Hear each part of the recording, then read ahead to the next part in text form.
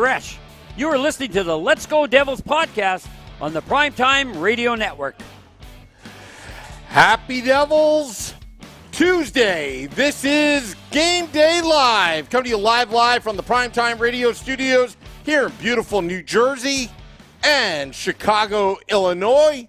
I'm your host, Sam Wu, here with Pucks and Pitchforks blog contributor, but really, he is the star of the show, Vinnie Parise, streaming live on Facebook Live, YouTube Live, Twitter Live, and Twitch on the Let's Go Devils Network. Oh, boy, Vinnie, I wish I was at American Whiskey right now, but welcome to Game Day Live. Yeah, Sam, welcome to Game Day Live. Happy Devils Tuesday. It's been an interesting time to start the season. Down 0-2-0, not the best way you want to start off. All the metrics. I know we're not advanced stats guys as much as some other people on this show, but all the advanced statistics say that the Devils should be 2-0-0, should have outscored their opponents by a million, should have barely given up any goals. That a lot of the time points to the goaltender's crease when it comes to like, hey, why is this happening? But, you know, they are where they are, 0-2-0, and they've looked good at times. But you got this Anaheim Ducks team in town that also is kind of in the same boat. They're fun to watch. They got a lot of skill, but they don't really do the best job of keeping the puck out of their own net. So it's going to be interesting to see how a game like this turns out. Interesting that you say that, because if you go with the opposite, Vinny, they put up 4 goals against Igor Shesterkin yesterday against the New York Rangers. They're coming off of consecutive nights. Really, should they be tired? Should they not be? Coming from the West Coast. I mean, in theory and on paper, that the Devils should win this game. But right now, I'm throwing all these stats. I'm throwing all these predictions. I'm throwing everything out the window, to be honest with you, because no one has been right. Nobody has been right. Nothing has been right. And I think the Devils right now find themselves in a must-win situation. Otherwise, it's just going to pour on. And I think the fans are going to let everybody know tonight how they feel. And I'm going to guess that the attendance is going to be below 10,000 because it's just the way it is. It's not going to be all that good. The Ducks scored 4 goals against Shesterkin yesterday, but they gave up 6 to a Rangers team that is much more skilled than them, but they play a similar fast tempo type game, and that's what the Devils try to bring to each and every game. So I'm not certain that this is necessarily going to go their way, but I'm also not going into the game thinking they have no chance to win. The Ducks are a worse team on paper than the Devils are. They don't defend very well. Again, they're fast. They're skilled. Trevor Zegras is one of the best players in the NHL, in my estimation already. He's going to be a star for a very long time, and every goal he scores is pretty. He's one of those types of players where you're not really seeing him score too many like gritty goals, and I think that's what will separate a guy like Jack Hughes from Zegras, because Zegras will fight down low and make big plays like that. But, you know, Zegras, they got good players on the back end like Klingberg, and I really like Jamie Drysdale as a player. Some of their forwards up front are fun to watch, and I'm excited to watch this game, to be honest with you. If you're not a fan of either Anaheim or New Jersey, it's one of those types of games where, like, this is going to be fast. This is going to be high-paced, high-skilled. It's kind of an example of what the NHL wants in their league, in my opinion. Like, it's all the rules favor this type of play, and, you know, it's changed over the years. Anaheim Ducks versus New Jersey Devils is exactly kind of that direction, and I'm not going to lie, I'm excited about it. Whichever team gets more big saves should win the game. I just want to give a shout-out to YouTube Live and Facebook Live. Matt Freudenberger on the Facebook Live says, good crowd at American Whiskey. Guys, if you guys are American Whiskey right now, we have not set up our permanent studio there yet, because we just got this deal done not too long ago, so we can't pan in the shop. But I just want to hear the comments, how American Whiskey's doing. New partners this year, doing Game Day Live, official home bar of the Let's Go Devils podcast this season. And I just want to see if anybody's there. Just let us know. And also congratulations to Phil and Ryan Huttner for being the big winners yesterday on the Woo Report, each winning 2 tickets apiece, courtesy of JB Architectural, going to tonight's game. And both are pretty psyched about it. You, too, can win on the Let's Go Devils podcast, Devils tickets. That's our goal. We don't sell tickets. We give away tickets. And I just want to, give a little shout out to both Phil and Ryan that are at the game and probably at American Whiskey right now. Yeah, that's exciting to hear. American Whiskey is a great place for people to go before the game. We had a blast doing our first home game show from there a couple days ago. I'll be making my first appearance there this season. I'm excited about it. And this is the place where you come if you want to win yourself some free tickets every now and again. American Whiskey is going to be, bumping all season long, and we say hello to everybody there. We're excited for the game. Hopefully the Devils are able to give the people there what they're looking for tonight. Yeah, and if you're there, ask the manager, Mariah, or Frank the Tank, the owner, or Casey, where's the podcast? Ask them where's the podcast and see what they say. Yeah, that's funny. They'll be like the podcast. Oh yeah, the podcast. I know what you're talking about. Yeah, just have some beers. They'll solve your problems. $16 buckets, right? Yeah. Yeah, it was. Yeah, no, $16 pitchers. I think that was the special. Pitcher. Yeah, but Vinny, we're gonna have specials. Working on specials for the Brat Pack crew on November 12th. That's going to be interesting. Also, we're working on those dates, and we'll get to you. We'll get it to you as soon as we have them. Our next appearance is at American Whiskey. I mean, that was just a fun time. I'm still smiling about it, Vinny. But you know what? If the Devils can get their act together, and maybe this is a blessing in disguise, losing the first two, dropping the first two games. I don't want them to get overconfident. I don't care if they win tonight. They better not be patting themselves on the back how great they are, because they're not. They didn't prove anything other than, hey, we did win a game, on to the next one. I think the players right now need to focus on good habits that leads to wins, and stop, reading the, what's going online or whatever softball questions that are thrown at them. Realize that the fans are right now holding them accountable, and they were very nice to you on that red carpet, even after that Flyers loss. But the Fire Lindy chants were really directed towards everybody, not just Lindy Ruff. And to be honest with you, this has been a team that's been bad outside of 1 year led by Taylor Hall. They've been mostly bad since 2012 when they went to the Stanley Cup final. And they've tried lots of different ways to patch things up from 2013 to 2015, I would say. With guys like Michael Ryder and, keeping Adam Henrique, hoping he would turn into a star, Jaromir Jagr and Michael Camilleri and, all sorts of crap that finally led to them finally actually simulating a rebuild of some sort. They got Nico Hischier, they got Jack Hughes, Jesper Bratt's awesome. We like Yegor Sharangovich. The defense is supposed to be good. They haven't played well. And this is 10 years in the making. It's not really the last 2 or 3 years regime's fault that they've been bad for 10 straight years, but the fact of the matter is they've been bad for 10 straight years.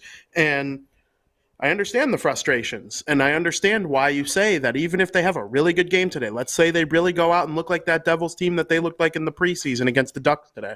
They can't be acting like, Stanley Cup champions after. They worked hard in practice the last couple of days to get to that point, and they haven't earned anything. Even the stars. Even Jack Hughes, Nico Hischier, they were number 1 overall picks that were expected to be, at minimum, all-star type players. If they turn into superstar type players, then the Devils can think about winning Stanley Cups and stuff like that. But I'm with you. They have to go out there today, and they have to make winning look like it's just another day at the office. Well, yeah. And I don't want them to get too confident, even if they go on a streak. We saw what happened last season, the first 15 games or 16 games, they were in a playoff spot. Then the wheels came off. It's the lack of focus that I talked about on the Woo Report. Now, some people will say, well, how focused can you be? But I think there's just too many distractions, too many hoopla around them, especially the marketing. I think they need to get back to basics. That's what I say. Yeah, there's no doubt about it. I mean, they've not been a good team at all for 10 years.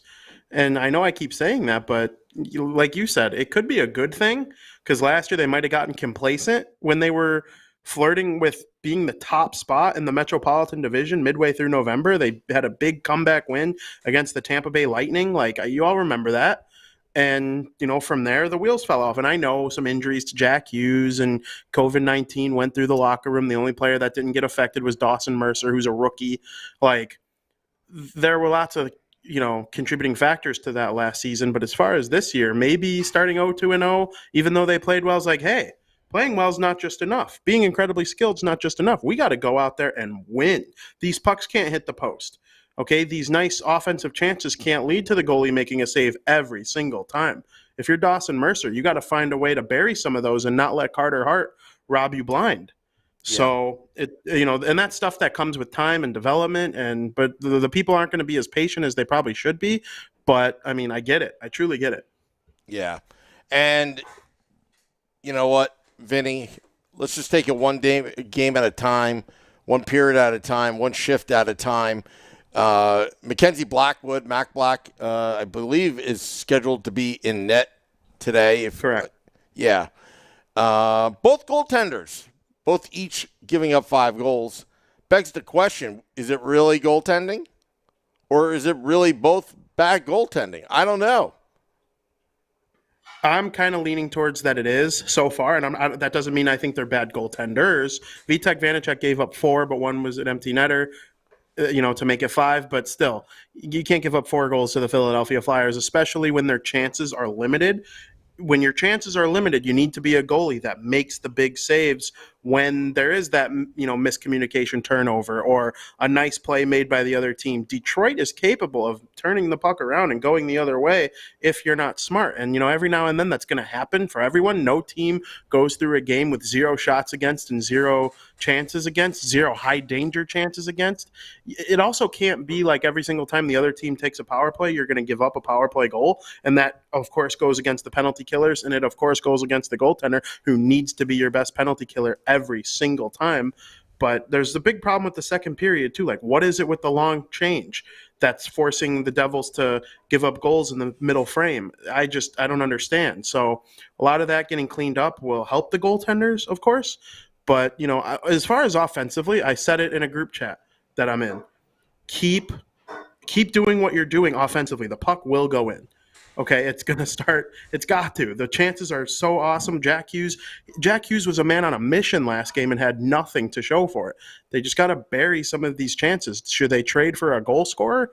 Yeah, I think that's something that really should. And when I say a goal scorer, Jack Hughes is going to score goals. Hischier is going to score goals. Bratt, all of them. But I'm talking a guy whose first natural instinct is to get the puck on net with power.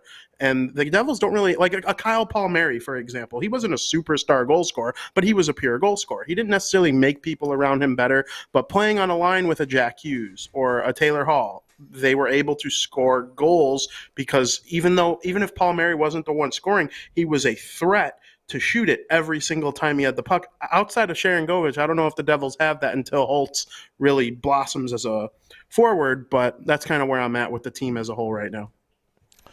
Yeah. I'm a little disappointed in the defense so far, but you know what? I'll give it some time. Ryan McGill being the new assistant coach running the defense. So I'm going to give it to the end of November for them to figure it out, and hopefully they can. I mean, you've got a lot of big boys on defense. We talked about the Beefalytics. We talked about guys that are on contract years that are looking for a big payday. And let's hope that they can show that they're worth the money that they're probably going to be asking for down the line. So let's see here. I'm looking at some of these comments. Anthony says, goaltenders can't do it alone. The defense needs to bring the beef in the front of them. The wingers have to help with some beef. You know what? I mean, this has been going on for a few years right now, Vinny. And, it's funny that I brought this up with that whole NFZ bit about a year and a half ago and the penalty killing and just some of the most basic things. And, again, I don't think I think they're just overthinking it, or they're just not, I don't know, paying attention at times. Yeah, I mean, there's a lot that goes into it. Like you said, you know, the goaltending, they need help. You can't just rely on the goaltenders to make every single save all the time. And it would be nice if we saw guys like Graves and Marino and Siegenthaler play to the potential that we know that they can, because they really haven't up to this point. Even a guy like Dougie Hamilton, you don't necessarily expect him to be the defensive stalwart of some of the other guys, because he contributes offensively, and we talk about him being a riverboat gambler type of defenseman. But the unit as a whole needs to be better. I'm a little surprised that Smith is in as the 6th D today instead of Kevin Ball, who hasn't played yet so far this season, even though he ended up making the team over Nemec with the paper transaction to start the year. But I'm a little surprised about that. I'm but not. I agree with the wingers. I'm not. I'll tell you, it's the situation. It's not because he's not talented. The situation is Lindy Ruff's on the hot seat. He's gonna go with the veteran over Ball. That's fair. That's probably true. For right or wrong, that's probably true. Smith has played a lot of games in the NHL, obviously had some success, some triumphs, some failures. All of that has led him to where he is right now. He's the 6th defenseman, 6/7th defenseman on this team. And, we'll see how long he ends up being in the lineup on a regular basis. But playing with someone like Severson, who is also like a poor man's version of Dougie Hamilton, that can't be easy as well, because he's always rushing up in the play and stuff like that. So the comment that was made, I think it was on the YouTube live, about the wingers joining in as well. Of course, the centers are going to, but if your center is, Jack Hughes, he's always up in the play. That's when you need guys like Bratt and Sharangovich to do their job defensively. Seeing Alexander Holtz play on the top line with Nico Hischier and Andre Palat today, I think is going to say a lot about what they think of him after kind of starting him lower in the line group last time, which I didn't necessarily agree with. But Hischier and Palat have been known to be good two-way type of players, and if you put a sniper like Holtz on that line, we'll see what they're able to do defensively and offensively, because I think Hischier is a good setup man, but we'll see what happens. Yeah, and just to reiterate my point, Lindy Ruff can't be fooling around right now, which is why you think, with the line combinations, a lot of fans have been making a lot of comments about those line combinations. They don't make sense. Some of the players would like to have a little consistency with the line combination so you can develop that chemistry, that rapport. And I think Lindy got the message. I think he's not experimenting. And I think that's the reason why Smith is in the lineup, to reiterate that point, than Ball. Because Ball is young, he's got a lot of years ahead of him. But right now, the Devils need to win badly. And we're 3 games in. Yeah. I agree with you, and they got Tatar with McLeod on the 4th line. A lot of people would probably rather Boquist and Zetterlund as the 4th line center and the 4th line left wing playing with Bastian, but Bastian's back in the lineup. I tweeted a couple days ago that 12 forwards that I think are the best forwards on the New Jersey Devils, and then Tatar and McLeod should be the 13th, 14th guys, but that's not how Lindy Ruff sees it. That's not the way he's coaching. Like you said, he knows that a stretch of bad games will probably get him canned. And I also think the fact that Andrew Brunette is also on the bench, and we saw what he did last year coming in for Joel Quenneville after he was canned by the Florida Panthers. I see the point. I see the vision. I agree with you. And Lindy Ruff desperately needs them to win today. I would say desperately. Yeah, Amanda Stein, about 11 minutes ago on Twitter, if you wouldn't mind, I'm going to read up the lineups, if that's okay with you, Vinny. The first line is Palat, Hischier, and Holtz. So not Hughes, but Hischier. Okay, not bad. Sharangovich, Hughes, and Bratt. I think a lot of us picked that line during preseason. That could happen. Haula, Wood, Mercer, like that third line. Haula, taking in face-offs, plus you've got Mercer and Wood on the wings, like that. And McLeod, Tatar, and Bastian. I think that's a good 4th line, solid 4th line. The pairings on defense, number 7, Dougie Hamilton. Then you've got Jonas Siegenthaler, the Marino-Graves pairing, and also Severson and Smith on the third pairing with McKenzie, Blackwood, Mac Black starting in net with Vanacek backing him up. Doesn't sound confusing. I mean, a little tweaks, but not confusing like what we had in the last two games. Yeah, and that goes back to what we were saying a couple minutes ago. Like Holt's playing with Hischier and Palat, good two-way forwards that I think can get the job done, helping him advance his game offensively as well. And then Hughes, Bratt, Sharangovich is just an offensive machine. Bratt of the three is probably the best defensively. Sharangovich is all about shooting the puck, and we know what Jack Hughes can do using his speed and his skill. Like I said, with Tatar and McLeod, they're in the lineup because they're a little bit more proven veteran-y, I would say, than Boquist and Zetterlund. But, with Blackwood and net, we'll see how they're able to kind of push this forward. You say it's not confusing. I agree. It's nice to see Tatar and McLeod, if they have to play, be on the fourth line, because now Sharangovich and Holtz are in the top six.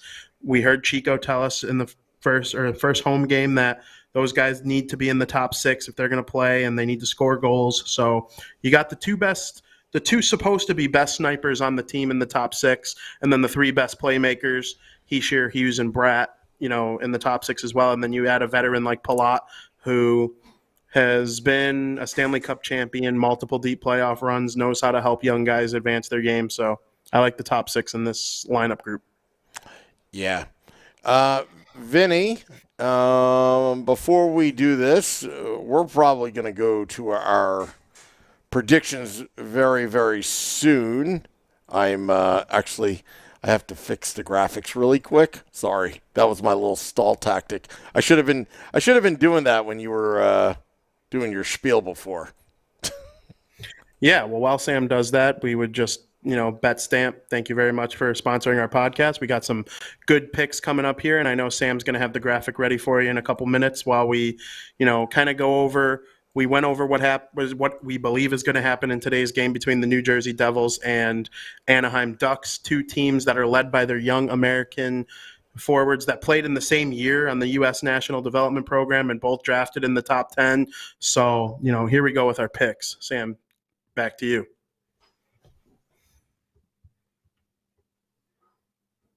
Sam, I think you accidentally muted yourself. Yeah, you know what? It's a long story short, but this is a brand new graphic and thing I'm doing. Anyway, so, Vinny, betstamp.app predictions. We didn't do very well last home game, right? But do you think the Devils are going to turn it around? Tell me, who do you think? I do. I've nailed the over once, I think. No, I nailed the over both times. I like overs in hockey because you're never a loser. You can be out of the under in the first period. Just watch the game between the Edmonton Oilers and the Calgary Flames. You took the under in that game, Battle of Alberta on Saturday. You were done after the first period. So not my type of game. I like being in it the whole time. So one of my goals that I found, or one of my picks using the BetStamp app that I found on the DraftKings Sportsbook, is the over 6.5 goals at plus 100, which I'm a little surprised that it's plus. They're expecting better goaltending, I guess, between the Devils and the Ducks. I'm not too sure about that. But as far as the outcome of the game, I took the Devils money line minus 190. They are the favorites against the Anaheim Ducks. And again, using the BetStamp app, I found this on the DraftKings Sportsbook as my favorite odds for Devils money line. Okay, and the Devils, what's the score? The final score of 5-3. So you hit the Devils winning, and you also hit the over on the 6.5 goals. And if you're into doing the puck line at any point, that's the Devils winning by more than 1.5 goals. This would also hit with that final score of 5-3 as well. Maybe a 4-3 lead going into the third period, or in middle of the third period, and then they hit an empty netter while they pull one for the extra attacker. So see what happens.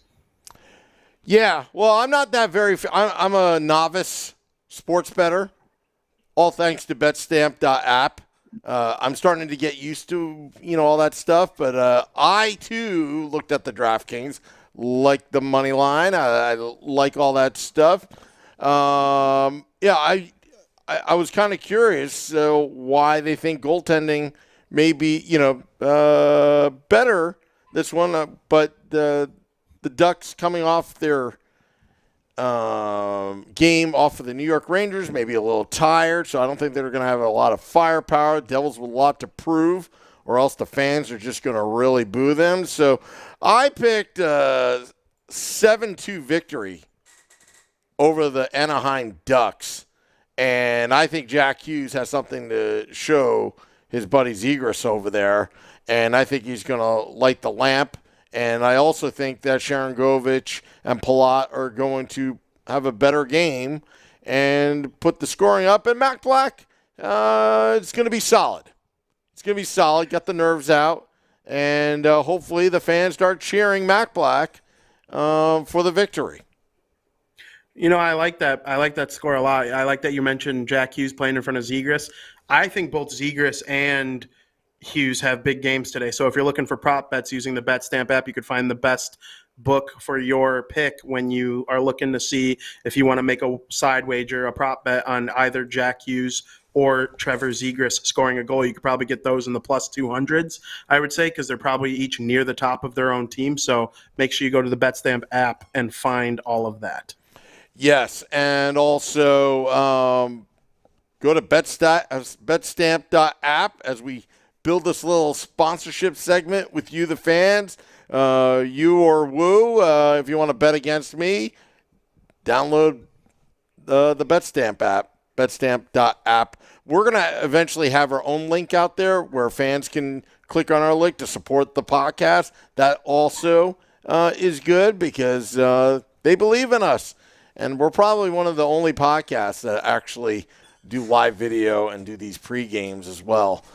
For them. So we want to get the word out. Again, betstamp.app. Vinnie picks 5-3 Devils. I pick 7-2 Devils. And on Devils After Dark, we will conclude who was the big winner of this prediction game that we do. Absolutely. And a lot of you people who watch this program, you guys are great people watching, but sometimes you like to chirp on what we pick and stuff like that. Go put your money where your mouth is. Stop chirp all the time. Get on the BetStamp app. Go make your picks and send screenshots of your correct picks that I'm so certain you guys are going to go have. Ryan Huttner is watching us at The Rock. He is the winner of the JB Architectural tickets, saying that he's here at The Rock and ready for a win. Let's go Devils. Also, Matt Freudenberger said the inside is crowded and outside as well at American Whiskey.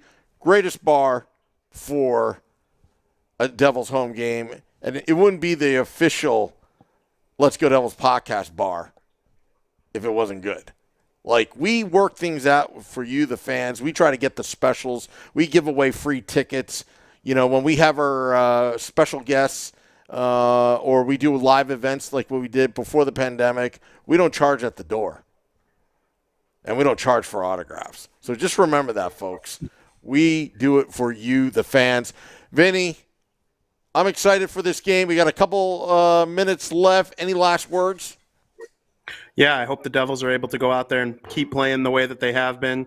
I believe the puck will go in the net, and just keep grinding. It's a young team. It's not going to be perfect. They're not a Stanley Cup contender or anything like that, but you could go out there and be an exciting team all season long. You have a really good chance to have a strong October with some of the remaining teams left on the schedule. It stings that you're 0-2-0 after playing the Flyers and the Red Wings, but those are teams that are going to be able to pull out some wins from time to time as well. So see what happens, but as always, let's go Devils.